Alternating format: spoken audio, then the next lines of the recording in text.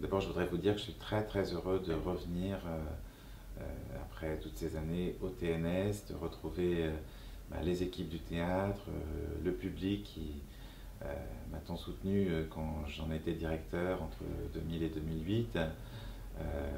8 années qui ont été parmi les plus belles de ma vie professionnelle, donc je suis très très heureux de revenir et je remercie vraiment Stanislas d'avoir invité ce Canard sauvage. En plus, une pièce d'Ibsen.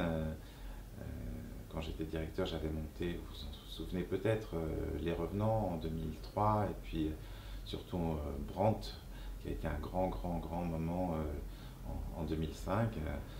Un spectacle qui d'ailleurs a été joué à la Colline. Alors là, c'est l'inverse, c'est un spectacle produit par la Colline qui vient en tournée au TNS. Canard sauvage, qui est une pièce absolument magnifique d'Ibsen, une de ses plus belles à mon goût. Qui reprend d'ailleurs à travers la figure de Gregers un personnage qui pourrait s'apparenter à Brandt, et puis en face un autre personnage qui s'appelle Hjalmar, qui lui ressemblerait plus à Peer Gynt.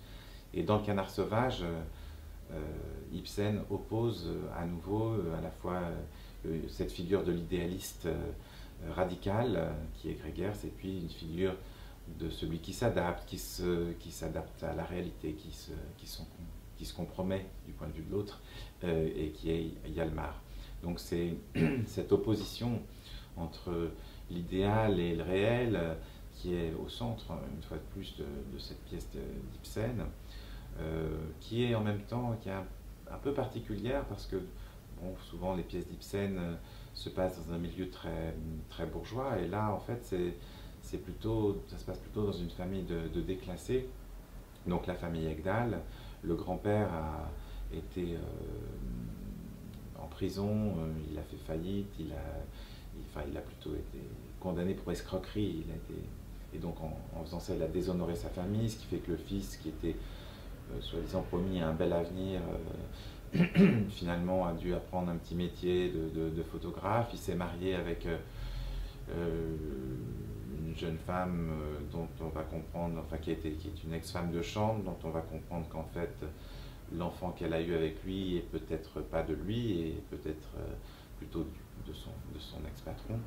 Et on voit que c'est une famille qui vit finalement dans une forme de précarité financière, de précarité affective. Et Gregers, qui est le meilleur ami de Hjalmar, son ami d'enfance, mais ils ne se sont pas vus depuis 15 ans, va arriver dans cette famille et vouloir, il va vouloir faire surgir la vérité en disant on ne peut pas vivre sur le mensonge, on ne peut pas vivre dans cette précarité, il faut refonder la famille sur un terrain plus solide qui est le terrain de la vérité. Et donc c'est cette vérité qui va évidemment produire une sorte de déflagration à l'intérieur de cette petite famille. Et on voit un petit peu la pièce à travers le regard de la jeune fille, de cet enfant qui a 15 ans. Et on va voir comment ces positions idéologiques différentes vont affecter